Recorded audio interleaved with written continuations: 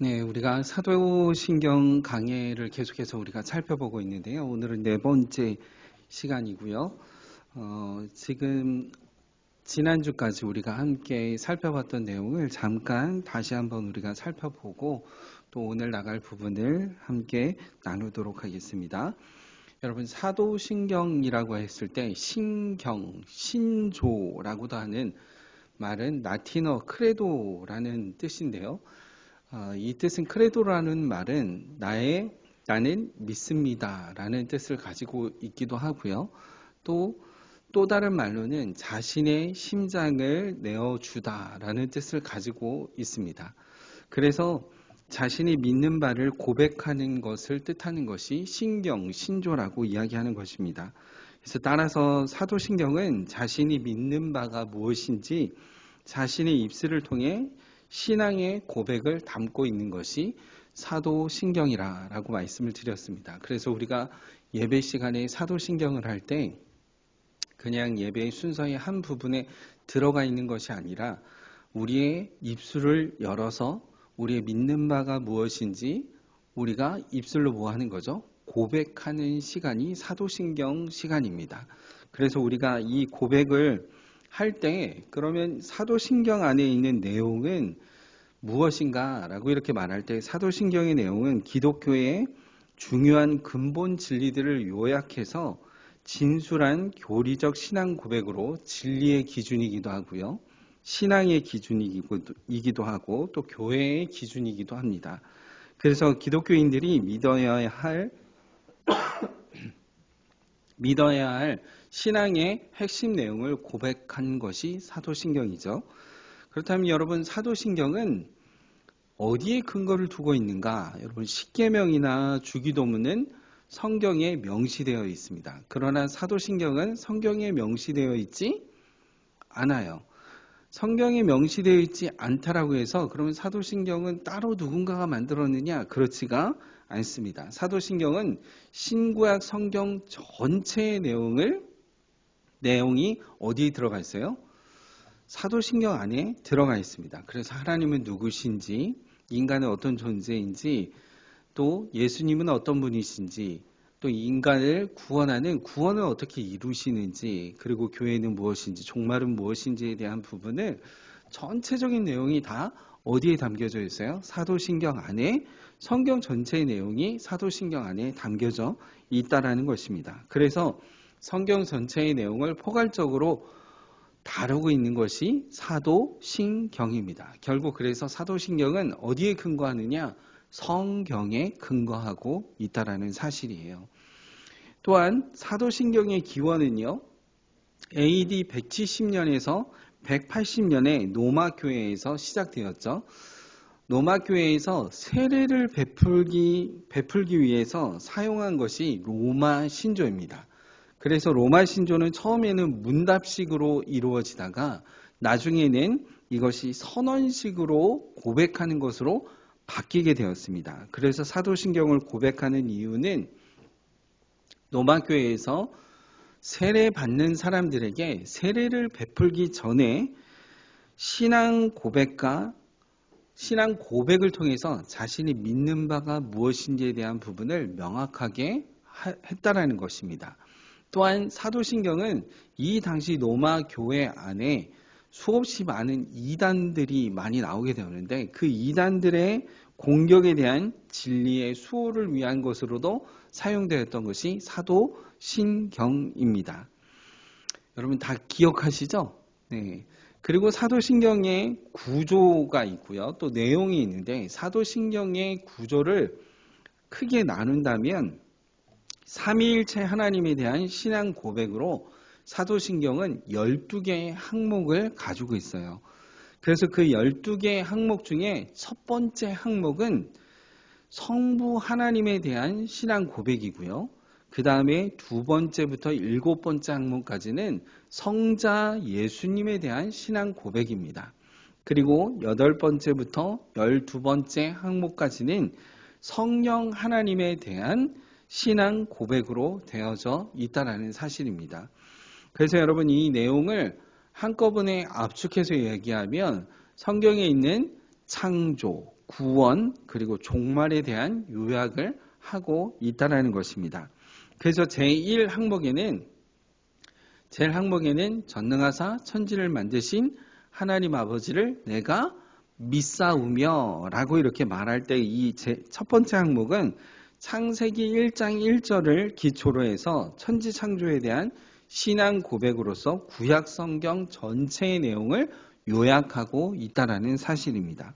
그리고 또한 두 번째 그 외아들 우리 주 예수 그리스도를 믿사오니부터 시작하는 부분부터 7번째 항목까지 신약성경 사복음서와 또 사도행전에 나타난 예수님의 신분과 예수님의 생애에 대한 부분을 요약하고 있는 내용이 두 번째 항목부터 7번째 항목에 해당하는 것입니다.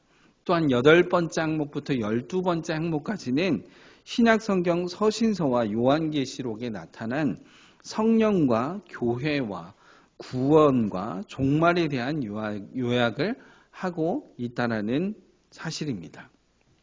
여러분, 그래서 이 부분을 우리가 맨 첫 시간에 우리가 함께 살펴봤어요. 그리고 두 번째가 뭐였습니까? 제일 첫 번째 항목이 이제 첫 번째 항목부터 우리가 함께 살펴봤었죠. 그래서 전능하사 천지를 만드신 하나님 아버지를 내가 믿사오며 라고 하는 내용이 어떠한 내용인지에 대한 부분을 우리가 살펴봤는데요. 그것이 무엇이었습니까? 창조주 하나님에 대한 부분이었어요. 하나님께서 온 우주 만물을 뭐 하셨다는 거죠? 창조하신 창조주이심을 나타내고 있다는 거예요. 그래서 창조주 하나님은요, 무한한 인격을 가지고 계신 분이십니다. 그러나 인간은 유한한 인격을 가지고 있는 존재이죠. 그래서 무한하신 인격을 가지신 하나님과 유한한 인격을 가진 존재가 하나님이 인간을 하나님의 형상과 모양대로 창조하셔서 하나님과 뭐 할 수 있게끔 하셨습니까? 소통하고 교제하고 그분을 찬양하고 그분을 높여드릴 수 있도록 우리에게 인간에게 무엇을 부여해 주셨어요? 인격을 부여해 주신 것입니다. 그러나 여러분, 세상에 있는 모든 만물 중에 사람 외에 다른 것도 하나님이 창조하셨죠. 동물들과 식물 그리고 물질 모든 것들을 창조하셨는데 그 모든 것들에는 유한한 비인격적인 존재입니다. 인격 자체가 아예 없는 것이죠. 그래서 유일하게 하나님과 소통하고 교제할 수 있는 인격 대 인격으로 교제할 수 있는 것은 오직 인간만이 하나님과 교제할 수 있는 존재로 지음을 받았다라는 것입니다. 그런데 이러한 중요한 것에 대한 부분을 세상 사람들은 역으로 어떻게 하죠? 하나님이 창조하셨다는 것을 부인합니다. 그러면 이 세상에 있는 물질은 어떻게 보는가? 기독교적 세계관은요, 하나님의 창조를 믿는 세계관입니다. 그러나 창조를 믿지 않는 다른 세계관, 세상에 있는 세계관은 두 가지로 나뉘어지는데요. 비기독교적 세계관에는 두 가지가 있습니다. 하나는 유물론적인 세계관입니다. 유물론적 세계관이라는 것은 모든 만물이 하나이자 물질이 뭐라는 거예요? 하나라는 것입니다. 그러니까 이 세상 우주 만물에 있는 모든 것이 다 물질은 곧 뭐라는 거죠? 하나로 되어 있기 때문에 지난주에도 말씀드렸지만 윤회 사상으로 인해서 계속해서 어떻게 하는 거죠? 순환한다라는 개념을 가지고 있어요. 또한 범신론적인 세계관을 가지고 있어서요. 모든 만물이 하나이자 모든 만물이 다 뭐가 된다라는 거예요? 신이 된다라고 하는 개념입니다. 여러분, 이런 유물론적 세계관과 또한 범신론적 세계관을 가지고 있어서 많은 사람들이 이 세상은 영원한 세상이 아니긴 하지만 영원한 세상처럼 어떻게 한다는 거죠? 순환하고 있다는 거예요. 윤회하고 있다는 사상입니다. 그래서 여러분, 범아일려라고 하는 사상인데, 범은 브라만이라고 하는 개념으로서 신을 뜻하는 거고요. 아는 아트만을 뜻하는 개념으로 인간을 뜻합니다. 그래서 인간과 신은, 물질과 인간은 하나이기 때문에 일여, 범아일여, 곧 너의 자아의 정체성을 떨어뜨리면 떨어뜨릴수록 자신이 뭐가 되는 거죠? 신이 된다라는 개념이에요. 범신론적인 사고관을 가지고 있습니다. 여러분 피부로 잘 느껴지시지 않지만 이런 범신론적인 세계관과 또한 유물론적인 세계관이 곳곳에 다 들어가 있습니다. 여러분 예술 작품이라든지 또는 음악의 최고의 경지에 이르는데 끝까지 가보면은 거기에는 반드시 뭐가 있냐면 세계관이 있습니다. 그런데 그 세계관이 어떤 세계관이냐? 창조주 하나님에 대한 세계관으로 되어 있느냐? 그렇지가 않은 부분들이 참 많습니다. 그래서 어떤 작품을 소개하거나 어떤 음악에 대한 부분들을 예술적 가치를 소개할 때 끝까지 그 안에 들어가 보면 세계관이 있는데 그 세계관 안에는 유물론적인 또는 범신론적인 세계관을 두고 행하는 것들이 수없이 많은 것을 보게 됩니다. 여러분 그래서 우리가 이 사도신경이 중요한 것은요. 처음부터 뭘 얘기를 하고 있어요? 전능하사 천지를 만드신 하나님이 계시다라는 것과 하나님이 온 우주 만물을 창조하신 창조주이시라는 것을 고백하는 것이죠. 고백하는 것으로 사도신경이 시작하고 있다라는 사실입니다. 그리고 두 번째 항목은 이제부터는 뭐가 시작됩니까? 두 번째부터 일곱 번째까지 항목은 예수 그리스도에 대한 부분을 말하고 있어요. 12개의 항목 중에서 사도신경 12개 항목 중에서 반을 차지하는데요. 예수님에 대한 부분이 반을 차지합니다. 두 번째부터 일곱 번째인데 전반부와 후반부로 나눌 수 있어요. 전반부는 두 번째 항목인 그 외아들 우리 주 예수 그리스도를 믿사오니 이게 전반부인데요. 여기에는 뭘 의미하고 있습니까? 예수님의 신분에 대해서 말하고 있습니다. 예수님은 누구신가? 라고 하는 부분을 말하고 있습니다. 또한 후반부, 그러니까 세 번째부터 일곱 번째까지의 항목은 예수님의 생애와 사역에 대해서 말하고 있습니다. 그래서 예수님의 탄생과 예수님의 죽음과 예수님의 부활과 예수님의 승천과 예수님의 재림에 대한 부분으로 예수님의 생애와 사역에 대한 부분을 말하고 있다는 사실입니다. 그래서 우리가 지난주에 전반부에 해당하는 그 외아들 우리 주 예수 그리스도를 믿사오니 라고 하는 부분을 살펴보았죠. 살펴보았는데 예수님이 누구신가 신분에 관한 부분이라 하는데 우리가 네 가지를 함께 살펴보았습니다. 그 첫 번째는 무엇이었어요? 예수님은 구원자이시다라는 것에 대한 부분을 함께 살펴봤습니다. 하나님으로부터 보내심을 받은 자는 유일하게 누구죠? 예수님이십니다. 인간을 구원하기 위해서 하나님으로부터 보내심을 받은 자는 단 유일하게 예수 그리스도밖에 없다는 사실이죠. 그래서 우리를 죄로부터 구원하시는 구원자가 예수님이신 거죠. 구원받은 사람은 어느 민족이나 남녀노소 귀천을 빈부귀천을 구별하지 않고 하나님의 백성이 되는 것입니다. 구원자이신 예수 그리스도를 통해서인 것이죠. 그래서 여러분 예수라는 뜻은 이름이죠. 이름입니다. 그러니까 예수라는 뜻의 이름은 무엇입니까? 자기 백성을 저희 죄에서 구원할 자. 이게 예수의 뜻입니다. 예수님의 이름의 뜻이에요. 그런데 그 외아들 우리 주 예수 그리스도를 믿사오니 라고 말할 때 이 의미에는 네 가지가 있는데 첫 번째는 뭐라고요? 예수님은 우리의 구원자시라는 겁니다. 두 번째는 예수님은 그리스도이시라는 것입니다. 여러분 이순신 하면 여러분 어떻습니까? 이순신 하면 이름이잖아요. 그렇죠? 그런데 그 뒤에 만약에 이순신 장군 그러면 뭐가 들어가 있는 거죠? 신분이라고 하는 부분이 반드시 들어가는 거잖아요. 그죠? 그리고 또 이순신, 거북선 뭐 이런 식으로 계속해서 뒤에 붙는 것들은 어떻습니까? 이름이 아니지만 신분을 드러내고 나타내는 것에 해당하는 것이죠. 마찬가지로 예수라고 했을 때는 우리를 구원할 자이라는 거지만 그 뒤에 붙는 구원자, 그리고 그리스도, 하나님의 아들, 주님이라는 것은 이름이 아니라 예수님의 뭘 나타내고 있는 거예요? 예수님의 신분을 나타내고 있다라는 것입니다. 그래서 두 번째 예수님은 그리스도이십니다 라고 이렇게 표현하고 있는데요. 예수 그리스도라는 말은 본래 예수님은 그리스도이십니다 라는 신앙 고백의 준말에 해당하는 것입니다. 그러니까 옛날 시대에는, 구약 시대 때에는 그리스도가 오기를 계속해서 이스라엘 백성들이 간구했습니다. 신약에 이르러서도 신약 시대에 이르러서도 그리스도가 오실 것을 갈망했어요. 그런데 그들이, 이스라엘 백성들이 갈망하는 그리스도는 로마의 압제에 있는 것에서 건져낼 그리스도를 뭐 하는 거죠? 구하고 갈망했습니다.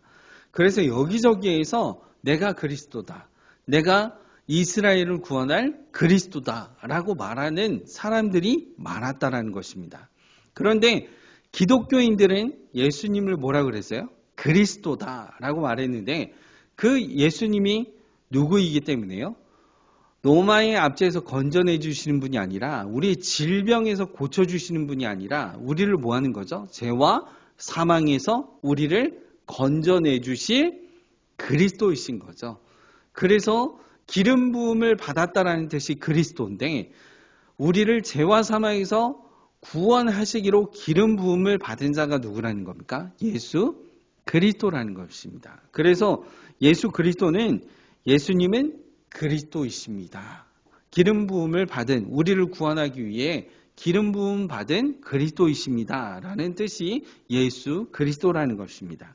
이 말에는요, 그리스도, 기름 부음 받은 자는 원래 어떤 자에게만 기름을 부었냐면, 첫 번째는 선지자에게만 기름을 부었습니다. 하나님께서 선지자를 통하여서 뭐 하시는 거죠? 말씀하시기 때문에 선지자에게 뭘 하셨어요? 기름을 부었습니다. 두 번째는 대제사장에게 기름을 부었습니다. 하나님과 인간과의 죄물을 가지고 제사를 통해서 하나님 앞에 나아갈 수 있도록 했던 존재가 대제사장이었기 때문에 대제사장에게 기름을 부었습니다. 또한 왕에게 어떻게 했습니까? 왕에게 기름을 부었습니다. 왜냐하면 왕은 하나님의 대리 통치자로서, 하나님의 대리 통치자로서 사람들을 통치하는 왕이기 때문에 하나님께로부터 기름을 받았다라고 이렇게 말하고 있습니다. 그런데 예수님은 어떠십니까? 기름 부음을 받았다 그랬는데 이 세 가지가 다 포함됩니다. 예수님은 선지자로서, 예수님은 대제사장으로서, 예수님은 왕으로서 기름 부음을 받아서 하나님의 뜻과 하나님의 계획과 이 모든 것을 전하는 선지자적인 관점의 기름 부음을 받은 것이고, 또 하나님과 인간과의 화목 제물로서 대제사장으로서 히브리서 말씀에 있는 것처럼 우리를 단번에 성소에 들어가심으로 말미암아 하나님과 우리와의 중보자로서의 대제사장의 역할을 감당하셨던 분이 예수 그리스도이십니다. 또한 예수 그리스도께서, 예수님이 십자가에서 죽으시고 부활하시고 승천하셔서 지금도 하나님 우편에 계심으로써 왕으로서 우리를 어떻게 하시고 계시죠? 통치하시고 계시기 때문에 선지자로서, 제사장으로서, 왕으로서의 그리스도의 역할, 기름 부음 받은 자의 역할을 감당하신 분이 예수 그리스도이십니다. 그래서 예수님은 그리스도시라는 것입니다. 세 번째, 예수님은 하나님의 아들이십니다. 예수님이 하나님 아버지와 예수님과 아들의 관계로 생각할 때, 여러분 우리는 독생자 할 때, 독생자라고 하면은 하나밖에 없는 하나님의 아들로서 우리가 생각을 하는데, 예, 맞습니다. 그러나 그 의미 속에는 다른 의미가 담겨져 있습니다. 하나님의 아들이십니다 라고 이렇게 말할 때, 원래 구약 시대 때에 이스라엘 백성을 하나님이 아들로 표현을 했었거든요. 그런데 예수님을 뭐라 그래요? 하나님의 아들이라고 표현할 때는 그 의미 속에는 중요한 게 담겨져 있습니다. 그 의미가 무엇이냐? 하나님과 예수님은 동등된 관계라는 것에 대한 부분을 말하고 있어요. 그래서 예수님이 하나님 아버지와 동등하신 분이라는 신성에 대한 고백을 담고 있는 것이 하나님의 아들이라고 하는 부분이 담겨져 있다라는 사실이에요. 여러분, 저는 사람입니다. 맞죠? 예. 전혀 동의를 안 하시는데 제가 사람 맞습니다. 네.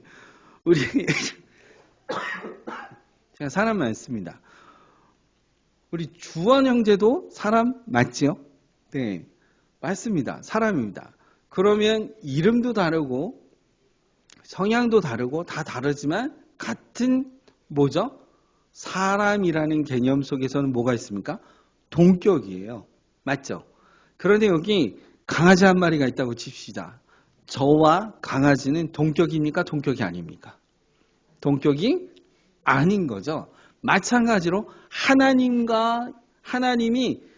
예수님이 하나님의 아들이십니다 라고 말할 때는 하나님은 어떤 분이세요? 일단 제가 주일학교 설교할 때 했죠.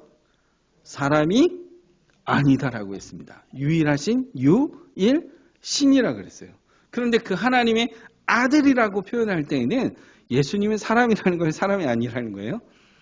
하나님이시라는 거죠.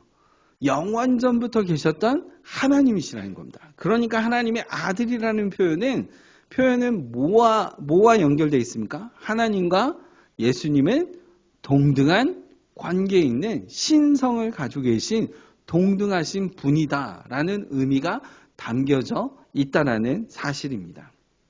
네 번째, 우리 지난주에 살펴봤던 마지막 네 번째는 뭐였습니까? 예수님은 주님이십니다 라는 것이었습니다. 유대인들은 여호와, 그러니까 스스로 계신 분이라는 뜻의 여호와라고 하는 이름을, 거룩하신 하나님의 이름을 감히 부를 수가 없어서 뭐라고 표현하냐면 여호와 대신에 여호와를 빼고 뭐라고 했냐면 나의 주인이라고 하는 로드, 주님이라는 뜻을 대처해서 사용했습니다. 특별히 70인경, 헬라어로 번역된 70인경의 모든 내용이 여호와라는 내용을 다 뭐로 바꿨냐면 주님이라고 하는 것으로 바꿨습니다. 그래서 여러분, 예수님은 주님이십니다 라는 말은 무엇을 말하고 있어요? 무엇을 말하고 있냐면 예수님은 하나님이시다. 스스로 계신 여호와 하나님이시다라고 하는 의미가 담겨져 있고요. 신약 성경에서 베드로를 비롯한 모든 사람들이, 여러 사람이 예수님을 뭐라고 얘기를 하냐면 나의 주님이십니다 라고 고백을 했습니다. 특히 도마 같은 경우는 뭐라고 고백했습니까? 예수님이 부활하신 다음에 믿지 못하니까 내 손가락을 내 손에 넣어보라 라고 할 때 이 도마가 뭐라고 얘기했습니까? 예수님을 향해서 나의 주, 나의 하나님이시다 라고 이렇게 표현을 했습니다. 그러니까 주님이라는 말 속에는 뭐가 되어 있어요? 하나님이시라는 것. 예수님이 하나님이시며 또한 그 안에 예수님은 우리의 뭐라는 거죠? 주인 되신다 라는 개념의 고백이 담겨져 있는 것입니다. 그래서 여러분, 우리가 지난주 여기까지 살펴보았어요. 지난주 여기까지 살펴보면서 두 번째 항목까지 우리가 살펴보았던 것이죠. 예수 그 외아들 우리 주 예수 그리스도를 믿사오니 라고 하는 두 번째 항목까지 우리가 함께 살펴보았습니다. 오늘은요, 예수님의 탄생에 대한 부분을 살펴보고자 합니다. 그래서 12개 항목 중에서 첫 번째 항목은 뭐였습니까? 첫 번째 항목이 뭐였어요? 한번 해볼까요? 사도신경 첫 번째 항목이 뭡니까? 전능하사 천지를 만드신 하나님 아버지를 내가 믿사오며 라고 말하고 있어요. 이거는 천지 창조에 대한 신앙 고백으로서 구약 성경 전체의 내용이라고 말씀을 드렸죠. 두 번째 항목은 뭐였습니까? 한번 해볼까요? 시작. 그 외아들 우리 주 예수 그리스도를 믿사오니. 이 고백의 의미 속에는 네 가지가 있다 그랬죠. 구원자이시다. 그리고 그리스도이시다. 그리고 하나님의 아들이시다. 그리고 또 주님이시다라고 하는 의미가 담겨져 있다라고 말씀을 드렸습니다. 세 번째 항목부터 일곱 번째 항목까지는 예수님의 생애와 사역에 대한 부분을 말씀하고 있다고 그랬잖아요. 그래서 탄생과 죽음과 부활과 승천과 재림에 대한 부분이 들어가 있다고 그랬습니다. 그래서 오늘 우리가 살펴보는 세 번째 항목은 무엇입니까? 우리 함께 해볼까요? 이는 성령으로 잉태하사 동정녀 마리아에게 나시고 라고 이렇게 말씀하고 있습니다. 여러분 여기에 보면 세 번째 항목에 예수님의 탄생에 대한 부분을 말씀하고 있어요. 그래서 이는 뭐로 잉태했다 그래요? 성령으로 잉태하사 동정녀 마리아에게 나셨다 이렇게 말씀하고 있습니다. 예수님은 성령으로 잉태하셨습니다. 그리고 동정녀 마리아에게서 나심으로 말미암아 완전하신 하나님이시면서 동시에 완전하신 인간이신 것입니다. 다시 한번 말씀드릴게요. 성령으로 잉태하셨다는 것은 완전하신 뭐죠? 하나님이시라는 것을 말씀하고 있고 동정녀 마리아에게서 통해서 나셨다는 것은 완전하신 인간이시라는 것을 말씀하고 있어요. 그래서 삼위일체 하나님이 계시죠. 성부, 성자, 성령 하나님이 계시잖아요. 그런데 성부 하나님은 신성을 분명 가지고 계십니다. 맞죠?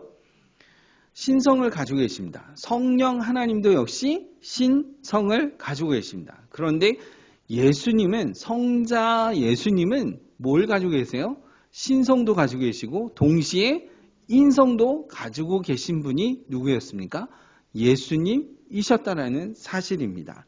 그래서 예수님은 완전한 하나님이신 동시에 완전한 인간이 되어 우리를 뭐 하기 위해서 오신 거예요? 구원하러 오신 분이신 거예요. 그러므로 예수님의 출생은 보통 인간의 출산과는 근본적으로 다를 수밖에 없다라는 사실입니다. 왜요? 예수님은 완전한 하나님이신 동시에 완전한 뭐라고요? 인간이기 때문에 예수님의 출생은 보통 사람과는 다르다라는 것이죠. 어떻게 다릅니까?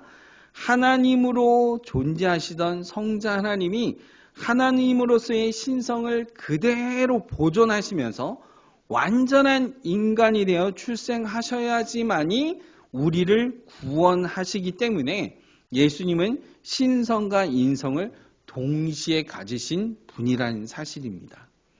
다시 말씀드리면 예수님이 신성과 인성을 가지실 수밖에 없는 것은 우리를 뭐 하기 위함이라고요? 구원하기 위함이라는 사실이에요. 그래서 여러분 신성과 인성을 동시에 가지시고 출생하신 예수님이 신성을 가지고 계신 예수님이 인간의 인성을 가지고 출생을 하시려면 어떤 방법으로 여러분 출생하셔야 했을까요? 그것은 바로 성령으로 잉태하여 동정녀에게 출생하시는 탄생 방법밖에는 없었다라는 사실입니다. 여러분 동정녀 할 때 동정녀가 무슨 뜻입니까? 동정녀요? 네. 동정녀는 한자로 얘기를 하면 동은요 아이 동자입니다. 아이 동자고요. 정은 고들 정입니다. 그리고 여는 여자 여입니다. 그러니까 동정녀라는 말은 아이를 한 번도 낳지 않은 처녀를 뜻하는 것입니다. 그러니까 아이를 한 번도 낳지 않은 처녀 누구의 몸을 빌려서요? 마리아의 몸을 통하여서 성령으로 어떻게 하셨다는 거죠? 잉태하신 분이 예수님이시라는 사실입니다. 결국 신성과 인성을 가지고 출생하려면 처녀의 몸에서 성령으로 출생을 할 수밖에 없다라는 사실이에요. 그래서 인간의 이성과 경험으로는 도저히 동정녀 마리아를 통해서 탄생하는 것을 납득할 수가 없는 것입니다. 여러분, 이 세상에 있는 수많은 사람들이 아니 처녀가 어떻게 아이를 잉태할 수 있어?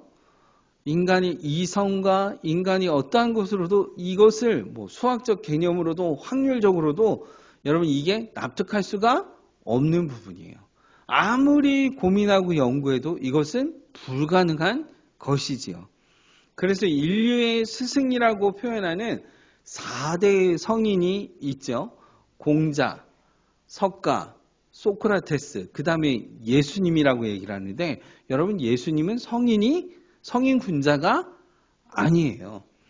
공자나 석가나 소크라테스는 성인 군자가 될 수 있을지 모르겠지만 예수님은 성인 군자가 절대로 될 수가 없습니다. 왜냐하면 공자, 석가, 소크라테스는 출생이 어떻습니까?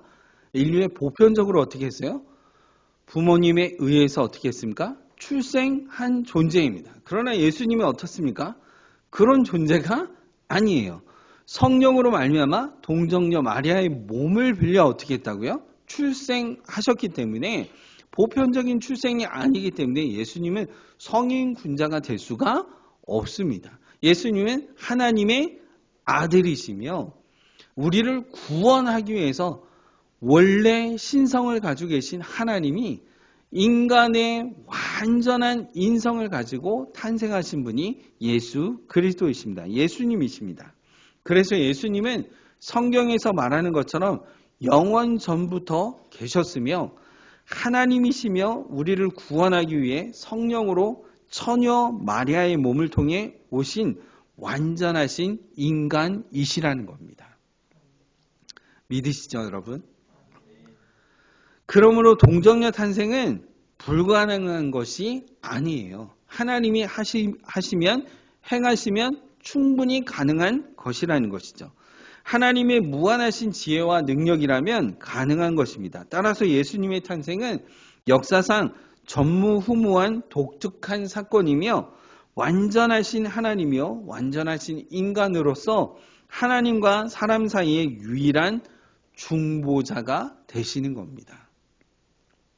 사도신경 3번째 항목의 신앙 고백이 이는 성령으로 잉타서 동정녀 마리아에게 나시고라고 했잖아요. 여기에는 두 가지 의미가 있는데 첫 번째는 성령으로 잉태하셨다는 것은 완전하신 뭐라고요? 하나님이시라는 거예요. 그리고 두 번째는 동정녀 마리아에게서 나셨다는 의미는 완전하신 인간으로 뭐 하셨다는 거죠? 이 땅에 오셨다는 것입니다. 그래서 여러분 이는 성령으로 잉태하사 완전하신 하나님이시고 동정녀 마리아에게 나시고 이는 완전하신 인간이시라고 하는 의미가 이 안에 포함되어 있는 것입니다. 예수님은 인간의 출생과 동시에 자연적인 과정을 거치셨어요.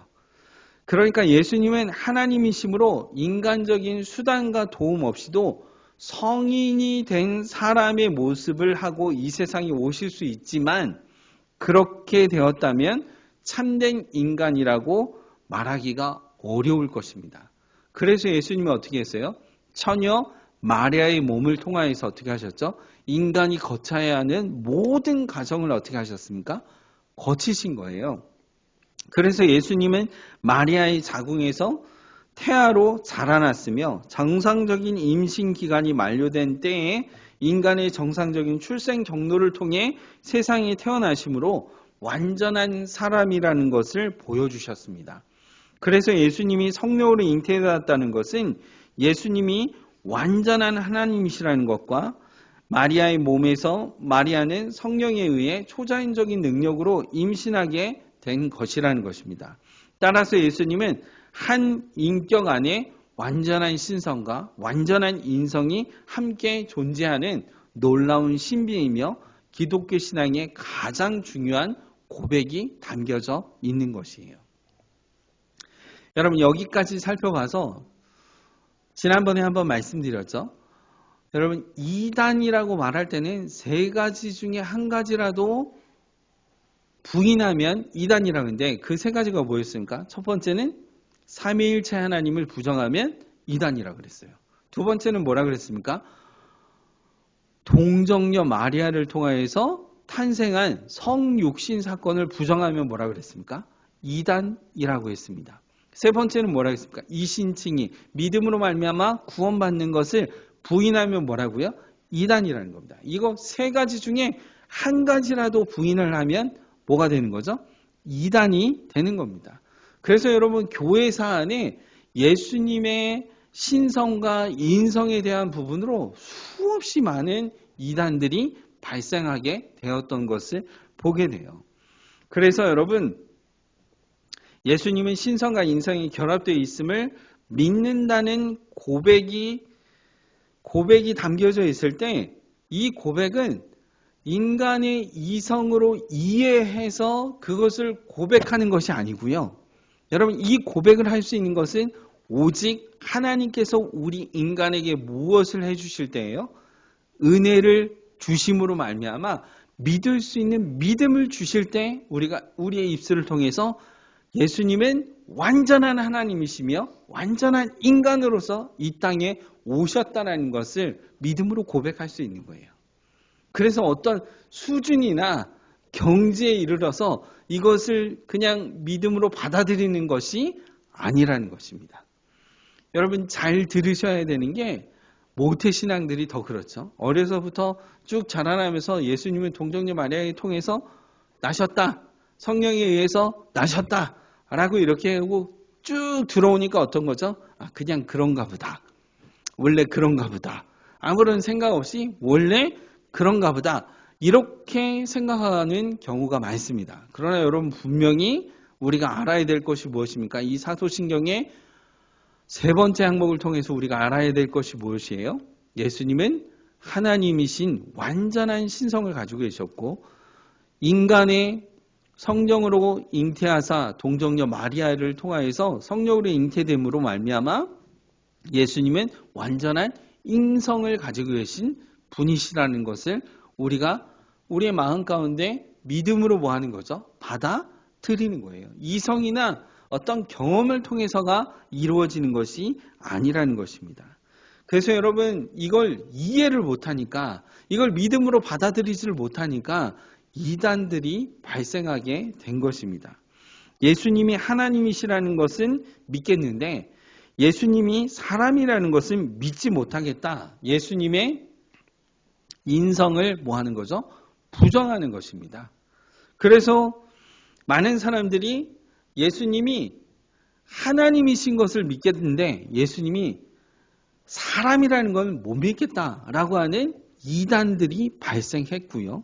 또 예수님이 사람이라는 것은 믿겠는데 예수님이 하나님이시라는 것은 믿지 못하겠다. 예수님의 신성을 부인하는 사람들이 이단들이 또 일어나게 됐던 것을 보게 돼요. 여러분 오늘날에도 마찬가지입니다. 독일의 대표적인 현대 신학자가 있는데요. 틸리라고 하는 사람이 있습니다. 이 사람은 예수님을 믿어요. 여러분 누군가 독일에 갔어요. 크리스찬입니까? 예, 크리스찬입니다. 예수님을 믿으십니까? 예, 예수를 믿습니다. 아, 그렇군요. 예수님을 믿으시는군요. 라고 말하는데 근데 여러분 생각해야 될 게 있냐면 그 사람이 믿는 예수님이 누구냐는 거예요. 그 예수님을 누구냐는 거예요. 현대신학자 틸리는요. 예수님의 신성을 거부합니다. 예수님은 한 인간으로 태어났는데 그 안에 하나님에 대한 열망이 너무나 커가지고 하나님께서 그 예수라는 사람을 뭐 했다는 거예요? 하나님의 아들로 뭐 했다는 거죠? 칭하여 주셨다라는 내용을 말하고 있습니다. 그래서 그 예수님이 우리의 구원자라는 거예요. 다시 말씀드릴게요. 예수님이 죄송합니다. 예수님이 구원자라는 것을 믿어요. 근데 그 예수님이 어떤 분이시냐라고 말할 때 예수님은 완전한 신성을 가지고 계시고 완전한 인성을 가지신 분이십니다. 이걸 믿는 게 아닌 거예요. 예수님은 하나님의 신성이 있지 않고 예수는 한 인간으로 태어났는데 너무나 하나님에 대한 열망이 커서 하나님이 그래 너를 구원자 삼겠다. 내가 너를 통해서 구원하겠다. 이렇게 하셨다라는 거예요. 그래서 예수가 구원자라는 거예요. 여러분 우리가 믿는 예수님과 전혀 어떻습니까? 다른 의미가 담겨져 있는 것을 볼 수가 있죠. 여러분 물질은 악하며 영은 선하다는 헬라의 이원론적인 철학자들은 예수님의 인성을 어떻게 했냐면 거부했습니다. 왜냐하면 육에 대한 부분들은 다 뭐하기 때문에요? 악하기 때문에 어떻게 거룩하신 하나님이 사람의 악한 육신의 몸을 입고 오냐는 거예요. 그래서 예수님의 뭘 거부했습니까? 인성을 거부한 것입니다. 반면에 예수님은 하나님과 동등하지 않다고 주장하는 히브리 철학자들은 예수님의 신성을 어떻게 했습니까? 거부했습니다. 그러나 교회는 예수님의 신성과 인성 중 어느 한 가지를 부인하면 이단으로 정죄를 했어요. 초대교회 때부터 예수님의 신성과 인성을 두 가지 중에 한 가지라도 부인하면 이단으로 규정을 했습니다. 왜냐하면 성경은 예수님의 신성과 인성을 동시에 증거하고 있기 때문이고 성경에는 예수님이 배고픔도 느끼셨고 목마름도 느끼셨고 피곤함도 느끼셨고 또한 기쁨과 슬픔과 사랑과 연민과 놀람과 분노 등 인간의 다양한 감정을 어떻게 하셨습니까? 경험하신 분이 예수님입니다. 또한 예수님의 신성에 대한 증거도 성경에 많이 기록되어 있는데 예수님은 하나님을 아버지라고 부르면서 아버지와 나는 뭐라 그랬어요? 하나이다 라고 이렇게 말씀을 하셨습니다. 그 외에도 에고 에이미라고 하는 나는 뭐뭐이다. 나는 길이다. 나는 진리다. 나는 양의 문이다 라고 얘기를 하시면서 예수님의 신성에 대한 부분을 말씀하시는 것을 보게 되죠. 또한 예수님이 인간의 능력을 초월하시어 물을 포도주로 바꾸시기도 하시며 무리를 걸으시기도 하시고 물고기 2마리와 떡 5개로 어떻게 합니까? 5,000명을 먹이고도 남기는 초능력에 행하시는 것들을 보게 되죠. 기적을 행하시는 것을 보게 됩니다. 그래서 여러분 예수님은 신성과 인성을 가지고 계신 분이라는 사실이죠. 성경이 말하고 있습니다. 그렇다면 여러분 예수님의 신성과 인성이 중요한 이유가 무엇일까요?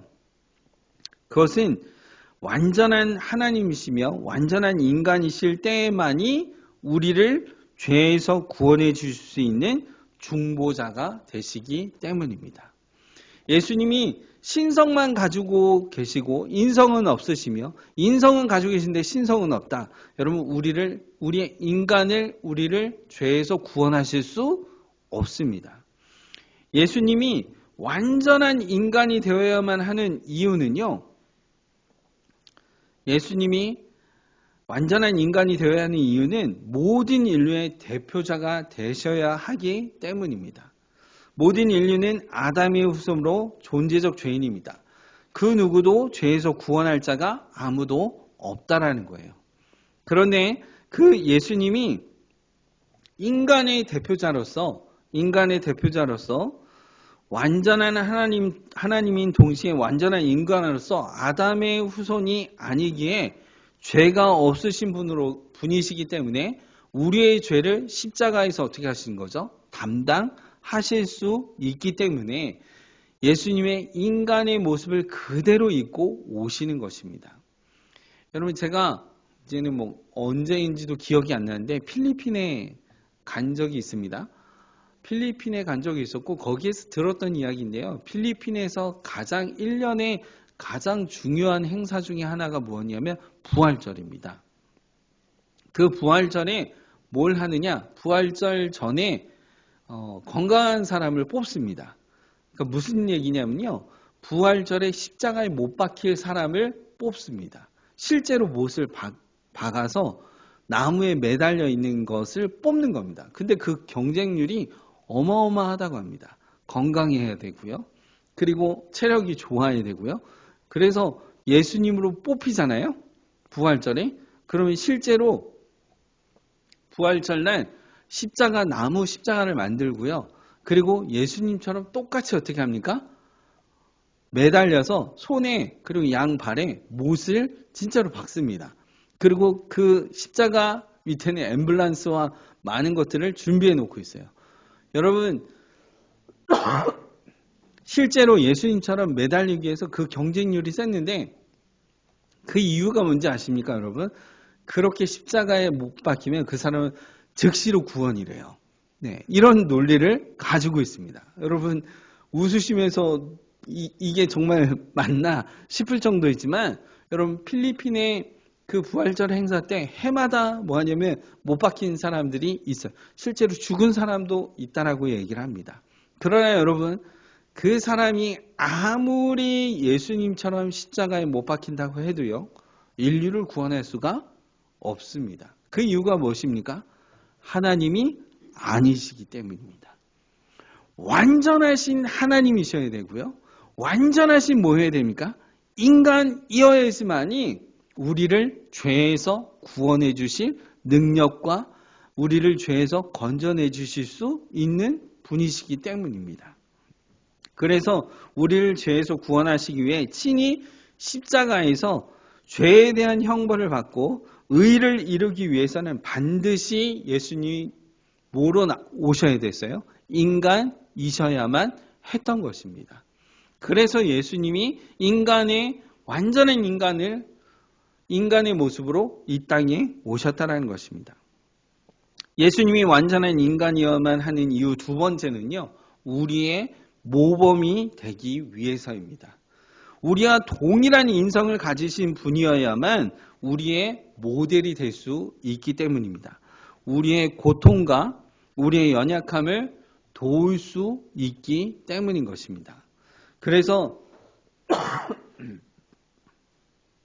예수님께서 우리의 중보자가 되셔서 우리의 고통과 우리의 연약함을 다 그대로 어떻게 하셨습니까?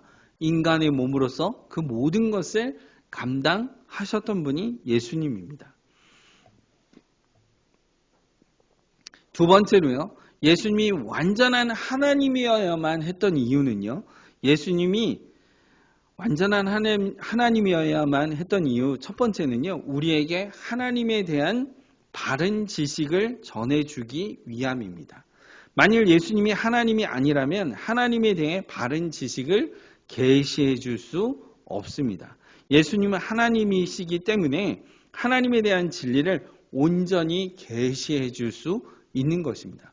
인간이 아무리 뛰어나다라고 해도 하나님에 대해서 계시할 수 있는 존재는 아무도 없습니다. 예수님이 하나님이셨기 때문에 인간에게 하나님에 대한 바른 지식을 우리에게 어떻게 하신 거죠? 계시해 주실 수 있는 것입니다. 두 번째, 예수님이 완전한 하나님이어야 하는 두 번째 이유는요. 우리를 구원해 줄 능력이 있기 때문입니다. 예수님이 하나님이 아니라 우리를 죄와 사망에서 구원해 줄 수 있는 예수님이 하나님이 아니시라면 우리를 죄와 사망에서 건져내 주실 자격과 또는 능력이 없으신 것입니다. 예수님이 하나님이시기 때문에 우리를 죄와 사망에서 건져내 주시는 것이죠. 말씀을 맺겠습니다. 오늘 말씀을 통해서 결론적인 부분은 이것입니다. 예수님은 완전한 하나님이 동시에 완전한 인간이 되심으로 인간과 하나님과 인간 사이를 연결해 주는 뭐라는 겁니까? 중보자이시라는 겁니다. 예수님이 완전한 하나님이시며 완전한 인간이 되신 이유는 하나님과 죄인된 우리를 뭐하기 위해서요? 연결시켜주는 중보자로서의 역할을 감당하셨다는 겁니다. 우리의 중보자로서 우리의 죄와 사망에서 구원하실 수 있는 유일한 길이 예수님 중보자이신 하나님이시며 인간이신 동시에 신성과 인성을 가지고 계신 예수님이 우리의 중보자이시기 때문이라는 거죠. 그래서 중보자이신 예수님을 통해 구원을 이루는 것이 어떤 예수님의 예수님의 중보자이신 예수님이 아닌 다른 인간의 어떤 노력이나 방법으로는 절대로 구원을 이룰 수 없다라는 사실이죠. 거룩하신 하나님 앞에 중보자이신 예수님 없이 설 수 있는 존재는 아무도 없습니다. 그러므로 죽을 자의 생명이며 예수님은 죽을 자들의 생명이며 죄인들의 중보와 멸망자의 구원 대신 예수님을 우리의 삶에 찬양할 수밖에 없다라는 사실입니다. 그럼 말씀을 맺으려고 그러는데요. 제가 위가 안 좋은 때가 있었습니다. 여러분, 제가 위 때문에 약을 계속 복용하는 때가 있었는데 하루는 제가 잠을 잤어요. 근데 자다가 너무 이 속이 너무 아픈 겁니다. 너무 아파서 자다가 깼어요. 근데 깼는데 문제는 일어서지도 못하고 앉지도 못하고 눕지도 못하고 눕든지 앉든지 이게 뭐 어떻게 할 수 없는데 막 속은 계속해서 이 긁어내고 막 너무 아픈 상황이 돼서 앉지도 못하고 일어서지도 못하고 식은땀 뻘뻘 흘리고요. 앗소리도 못할 만큼 어떻게 할 수가 없는 상황입니다. 여러분, 제 아내는 옆에서 잘 자더라고요. 네.